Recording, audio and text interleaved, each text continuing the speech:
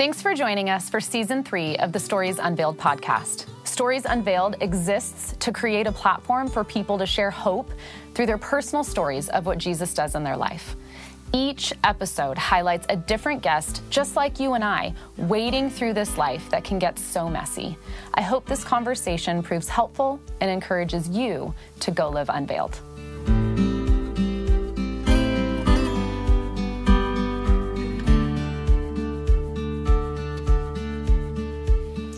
Today, I am joined in the studio by Ryan Stevenson. Ryan is a contemporary Christian music artist and songwriter who has 7 #1 singles. He is a Grammy and Billboard Music Award nominee, as well as a Dove Award winner, and he released his first book in 2020. I'm really excited to chat with him today. Thanks for being here, Ryan. Of course. Glad to be here. Well, I just want to start by welcoming you, and you're here in Boise with me, recording. And are we allowed to say Boise? We are. Okay. We're allowed to say Boise. We just have to say Boise. Oh, got it. Yeah, okay. Yes, I am so glad to be in Boise. Which is where you used to live. Yep. Yeah, my wife is born and raised here in Boise. Wow. Went to high school here, grew up here. Then we met in college over in Oregon. I'm from South Central Oregon, and we met in college, and then actually ended up moving over here to be a little closer to her family in 2002. Okay. And so we lived here for, probably 13 or 14 years. All the while, we ended up moving back over here because her grandparents needed some help. Okay. It was either somebody step in and help them. Yeah. Because they were getting old. Her grandmother had dementia. Her grandfather had like a really rare lung disease. And they just needed help. And the family was kind of taxed. And I just felt like, man, we should move over there and help your grandparents. And that might allow us, like, you can stay with your grandparents. I can go back to school and get some, because I really wanted to go back into the medical field. Yeah. And so that's what we did. And we lived with her grandparents for a number of years while I was going through paramedic school. Okay. And helping at the same time. And we were taking care of her grandparents. Yeah, and so we moved in with her grandparents on our 1-year anniversary. Oh, man. And it was Happy anniversary. Yeah, seriously. And it was, man, that next year, they say your first year of marriage is their hardest, but for us, it was our second. Yeah, because we were living with her grandparents, and it was essentially like taking care of a 2-year-old. Yeah. And Grandpa died 3 months after we got there. Oh, so no. So you're dealing with all of that. Yep. Yeah. And it was just my wife and I, just the two of us. No kids yet. No kids yet. And so, the years went by. I went back. I was going to school at that time. I got my paramedic license here in the state of Idaho and worked as a paramedic for 8 years. I was in EMS for 9 total, and I kept my license for an additional 2. So I was technically, on the car in that system for about a decade. Wow. And then, the music thing kind of happened at the tail end of that, and it's just been a crazy, wild transition. Yeah, well, that's what I was going to ask. A lot of moving parts in there, yeah. A lot of moving parts. So you were a paramedic. Do you miss it? I do. Sometimes I don't miss. There's things that I do miss. I miss more some of the people that I used to work with. And, I imagine it's a bit of a family. Or yeah. some sort of camaraderie. 100%. Yeah, like when you live at the station with people for 24 hours a day, week after week, year after year, like a lot of my partners and coworkers just became family. Like and when you experience really crazy, tragic, horrific things together. In recovery, we call that trauma bonding. There you go. I trauma bonded with a lot of my coworkers. Yeah. Because we just had that. That's what connected us. And to this day, some of those paramedics who are still down over there at the station and work there at that agency, I mean, they're some of my dearest, closest friends, because we really did experience a degree of life together that nobody else will ever have. Yeah. So. Yeah. So tell me when you first got into music, or just have you always been a musician at heart? I haven't always been a musician per se. I I'm really more rhythmic than anything. Drums was really my first love. Okay. All I ever wanted to do was be a drummer. So all I wanted to do was focus on playing the drums. Whether or not I was any good, that's all I wanted to do.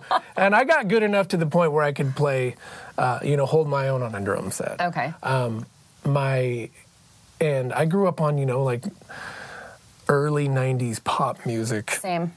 So George Michael Jackson, any 90s R&B, Boys to Men, anything like that. That was all I was just consuming because I just loved the rhythm of it and hooks and the melodies. My youth pastor bought me a guitar. Wow. For a high school graduation present. And I didn't play guitar and I didn't sing and I didn't write songs. Oh. He just showed up one day and said, I felt like the Lord was told me to give this to you. Wow. And I was just so confused by it. But he gave me that guitar and I put it away. I didn't even really play it. I was actually kind of annoyed, come on, man. What am I going to do with that? That I play drums. Yeah. So what am I going to do with a guitar? But that fall, I went to college and in Eugene, Oregon, and every guy that lived in my dorm, they all played guitar. And I had brought my guitar with me to school. And so my next door neighbor actually came over one day and showed me where to put my fingers and how to play. And it clicked. It just made sense. I fell in love with it. And that youth pastor buying me that little guitar and going to college and learning to play, it awakened this whole other piece in me of being able to, share my heart, to express and communicate through music and sound, things that had just, I'm a writer, I'm a thinker, I love language. Writing and English was my best subjects in school, and so I loved the art of storytelling and gripping an audience and communicating something special through saying things that give people a visceral image. Yeah.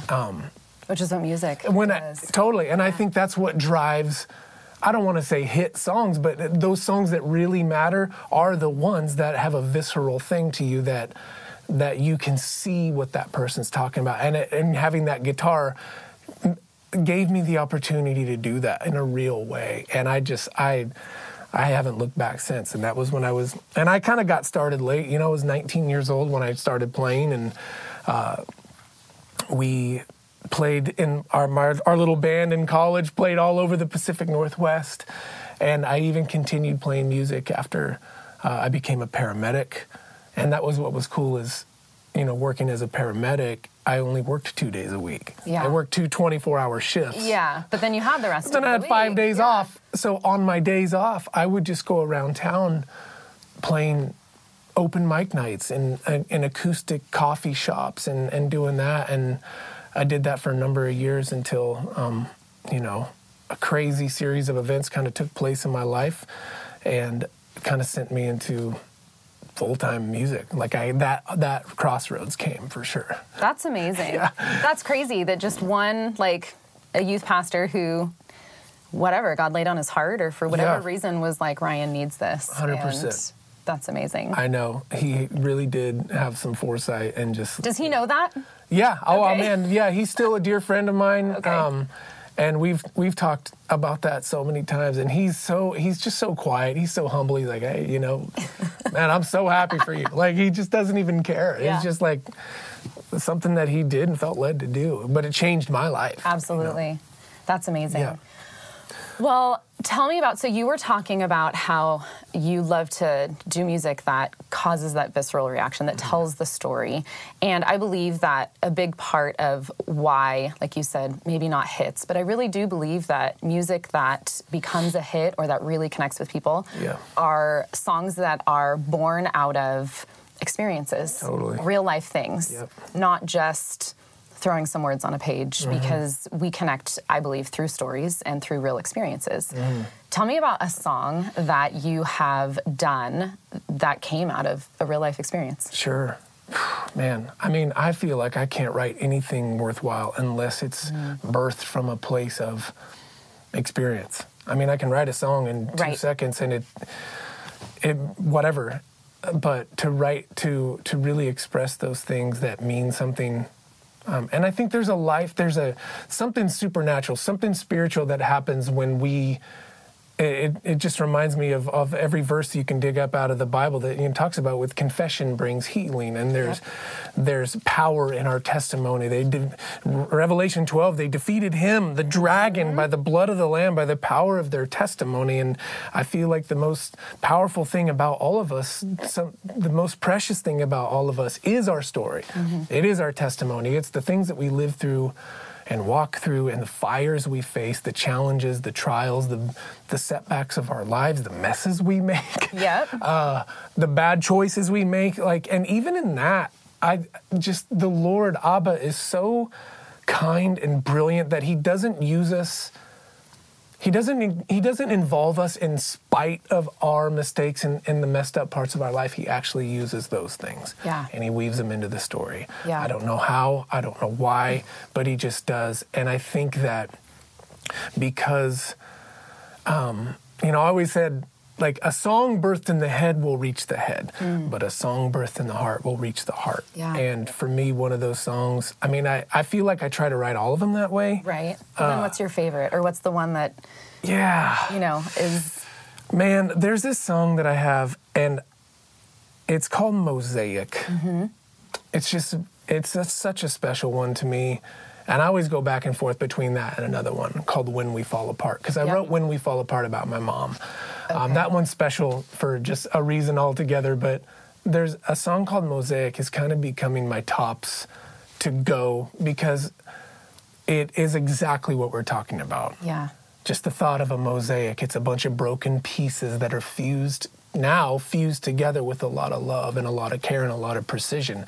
At one point, it was a mess. Those were probably garbage, discarded, broken, nasty pieces of different things that nobody really cared about. They were probably dirty and stained and scuffed up, but somebody had the wherewithal and the care and the heart to take that brokenness, to take that mess, and to clean it up and to put it together with a lot of love and care and oversight and detail, and make that thing a masterpiece, a beautiful representation of not the garbage, but the creator's heart, the author's heart. And we had this mosaic window in our little church growing up, in this little country church. I grew up in a town called Bonanza, Oregon. That's a real place? A real place, believe it or not. 250 people in our town. Wow.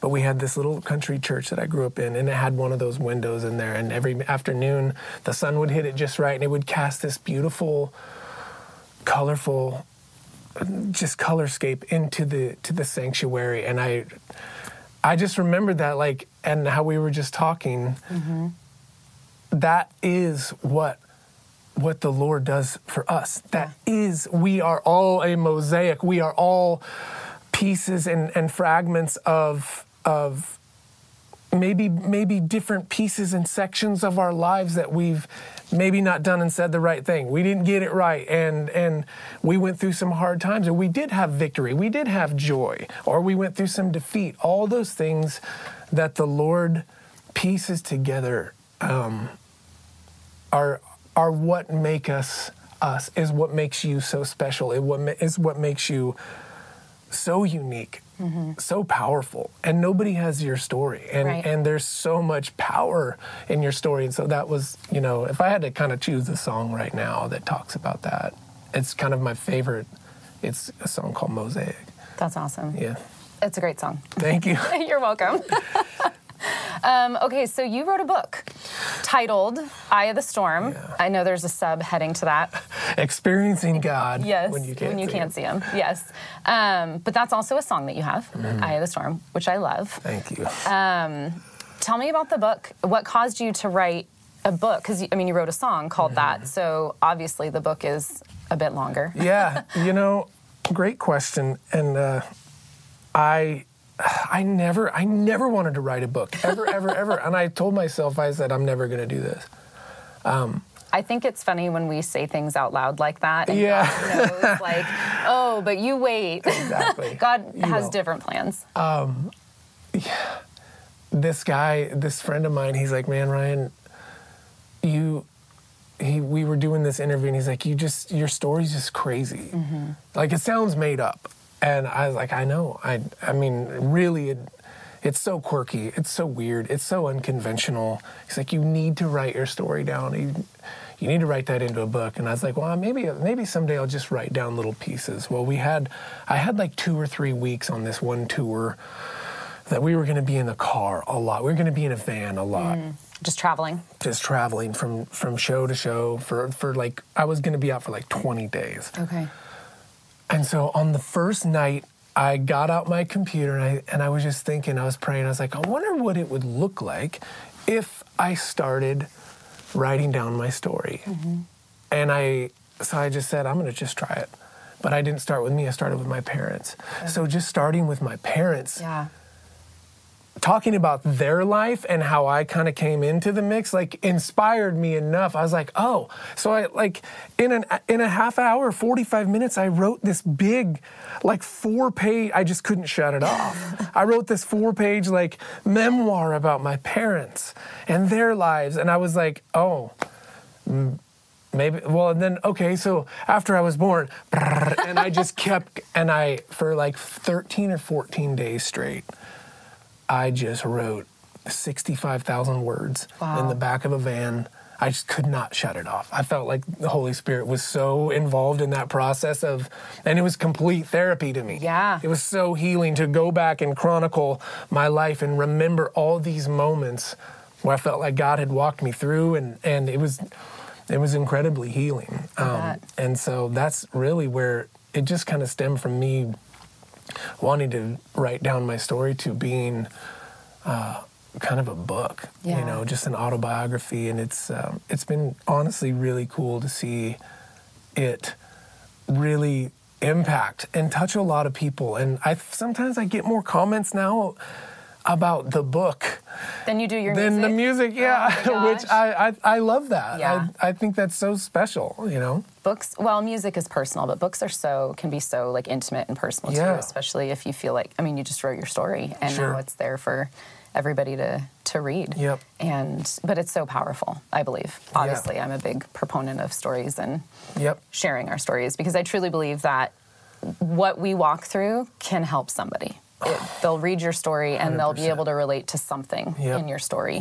And when we relate like that, we know we're not alone. So that's amazing. So if somebody wants to find your book and read it, and know your story, can they get it on Amazon? Amazon. It's just called Eye of the Storm, Experiencing God When You Can't See Him. You can go to my website, RyanStevensonMusic.com. Okay. There's a little tab right there. You'll find everything on there. It's pretty easy to get a hold of. But did you write the book or the song first? The song. You wrote the song? Yeah. We wrote the song years ago. Okay. And, the song it ended up being catastrophically big in my life that it created such a wave of not just opportunity, but exposure in ways where people, like when Eye of the Storm hit, and it hit. Yeah, I know. I started getting emails and letters and from all over the world, flooding in of people. It really picked a scab off of those deep places of people's lives and gave people almost like a permission to share their brokenness with me. And I feel like that is what it's all about. That's what happens when we share our stories, is it gives other people permission to say, well, if he can do it, or if he's going to share, then it's the most healing thing. Vulnerability promotes vulnerability. And there's so much healing. And I found the times that I've been healed the most in my own life is when I've seen other men, particularly, share their brokenness, share and openly talk about the messed up parts of their lives. Because in that moment, it's like you realize so quickly, man, I'm not alone. And I think that's a really huge tactic of the enemy, is to get all of us thinking that you're the only one that deals with that. That's isolate you and back you into a corner, giving you all that fear and shame, saying, man, you better not come clean. You better not tell anybody about that. You better not talk about these areas of your life, because what'll people think? And it's paralyzing. And what you don't understand is the second you let that out and you uncover that and you confess or you repent or you just share. I've found that in my own life, sharing, like, people that I thought would just completely neglect me and isolate from me, embraced me even more, because there's so much power in your vulnerability. Absolutely. And we immediately realize we're all on an even keel. Yep. We're just people. We're just people. Even if you have 7, hits or whatever, and you are still just a person. And I can attest to that, because I had not met you before yesterday, actually.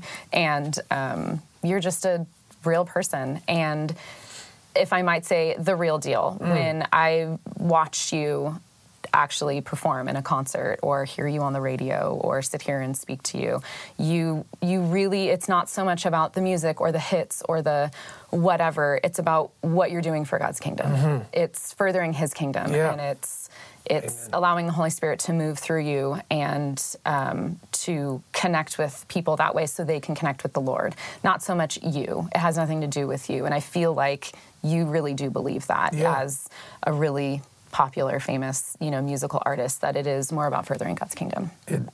Thank you for saying that. And that's, gosh, I know what I'm capable of, and it's not this. It's none of this. I just love the fact that you, me, like, we just get to, at this point, participate in what Abba is doing here in the earth. And that is just being present. Day by day, you're doing your podcast, you're coordinating events, you're being a mom, you're being a wife, you're being a friend. I'm traveling all around playing music and speaking messages of hope and healing every night, and being a dad and being a husband and being a friend of my community. And it's just so beautiful when we can live, even in our brokenness, even in our weaknesses, live and really begin to understand that we are the beloved of the Father, and nothing can change that. And I feel like that's when we begin to understand that, it changes everything. It really does. Yeah. Well, I'm sure you talk about music a lot. What are you passionate about, maybe other than music? What does Ryan love to do other than... That's such a great question. ...stand on a stage and do music? Like, I'm sure people talk when you're on podcasts or when you're on radio shows, or you talk about your music, maybe your book, but you talk about your music a lot. Yeah.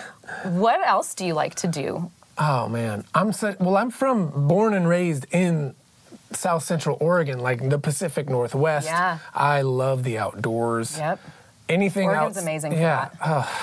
I'm really homesick, actually.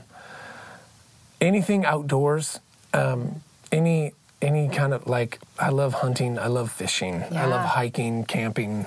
I like to travel and explore. I like just to go see new areas. I think I'm passionate about my kids. Yeah. And I think probably the thing that's really gotten me the most just focused and passionate over the years is raising my boys. Yeah. And we live out in Tennessee now, so they're growing up in Tennessee. Yeah. They were born in Boise. They were born in Boise. We moved out there years ago, and they've been growing up there. Our daughter was born in Tennessee now, so she's our Nashville girl. But,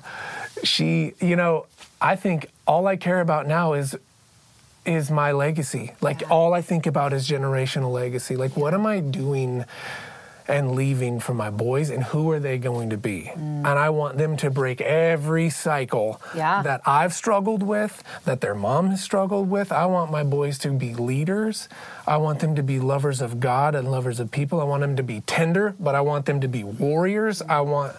That's all I focus on. And so my kids, legacy, our community, cultivating just covenant relationship with people that, and I know that's so cliche these days, especially in the culture we live in. You can say all day long, oh yeah, this is my community, and we're so tight. And then like one hard thing happens and everybody bounces on each other. Yeah, like really getting in the trenches with people is pretty rare.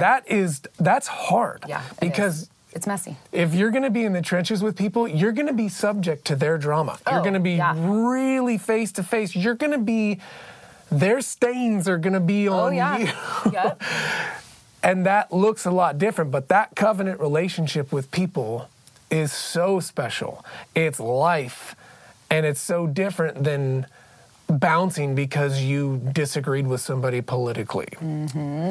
I'm sorry, but that's just, I think that's where I'm at. That's where my wife is at. That's our phase of life. Is, you ask me what we're passionate about, it is generational legacy, community, healthy kids, cultivating that, because I want what's coming after me to be way more important than what I'm doing. I just do. That's amazing. Yeah. That's awesome. I love that. So I ask everybody the same question on the podcast, and I would just love to ask for listeners, for everybody that'll be listening to this episode, what encouragement do you have for people walking with the Lord, like in their walk, or maybe somebody who doesn't know the Lord? Sure. What encouragement do you have for them? That's so easy, and I'm glad you asked that to me. And I would just say what I'm going through and experiencing, the journey that I've been on is, whether you're in the church or out of it, or you've never been churched or whatever. Yeah. First of all, understand we are the church. It's not a building that sits on some corner. Amen. It is us. Yep. We are the body. We are the bride. It's not four walls. It's me and you. Yep. It's all of us. And I would say that regardless of what you think or feel from one day to the next about either your behavior or your past or your future, understand, take the risk. Let it be settled in you that you are beloved of the Father. Understanding our beloved status is the thing I feel like that's changed everything in me. It's changed. I just can't go back to the way it was. I can't go back to the hoop jumping, box checking, religious spirited, judgmental mindset of Western theology. I can't do it. There's been an awakening that's taken place in me, and that's all I want to talk about these days. With every concert that we play, with every little interview that we get to do, is just encouraging people that God is fascinated with you. Yeah. Before you could keep a commandment, if your life depended on it, he was fascinated with you. As Romans 8 says, he whispers into your ear, you are God's beloved child, and you will never, ever have the fear of being abandoned. You are seated in heavenly places. You are co-heirs with Christ. That's in Ephesians. You are loved with the same measure of love and affection that the Father has for the Son. That is the gospel. That is the message of Christ. And if Jesus says, if you've seen me, you've seen the Father. And I feel like there's a whole new generation of people who are beginning to stare and focus on one thought, that if you've seen me, you've seen the Father. Because growing up, probably you and I learned that they're all different, and where do we stand with any of them from one day to the next? And that Trinitarian fellowship, that mutual perfect indwelling of Father, Son, and Holy Spirit, and that relationship that we were brought back into, that is the pinnacle of where everything needs to be. And I would, again, just reiterate, rest, relax, breathe, knowing that there's nothing that you can do to be outside of the loving arms and the grace of God. He's the same yesterday, today, and forever. Nothing can change it. You're not separated. Romans 8. So, I hope that encourages people. Relax. He's got you. Yeah. And I'm not sitting, and I don't say that to say like this kind of cheap grace rhetoric that's so pervasive now, like, oh, just go live however you want. I don't believe that. Right. I think there's catastrophic, disastrous consequences for our choices, for our sin. But even in our humanness, the brilliance and the care and the sovereignty of the Lord as a dad, because he is a dad. He's primarily a father. Yeah. Meets us even in our junk. Yeah. And says, I'll even walk with you through the consequences of that. Yep.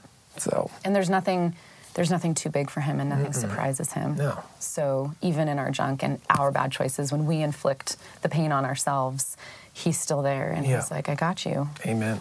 It's beautiful. That's awesome.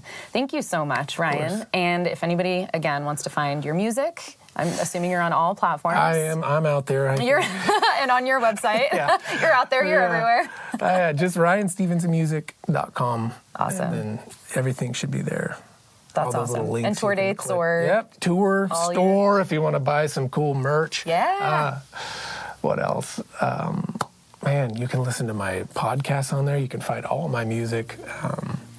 It's free and available, so... Well, it's always a pleasure to have you in Boise with us. Thank you. Thank you. Thank you for being on the podcast. Of course. Thanks for having me. Yeah. What a pleasure. Yeah. We'll talk to you soon. All right. Thank you so much for joining us for today's conversation on the Stories Unveiled podcast. We would love it if you would leave us a rating or a review. If you would like to learn more about Stories Unveiled and our events, go to storiesunveiledconference.com or follow us on Facebook or Instagram at storiesunveiled_. The Stories Unveiled podcast is created in partnership with KTSY and Barefoot Media Ministries. For more encouragement and other podcasts, visit ktsy.org. Have an incredible day and go live unveiled.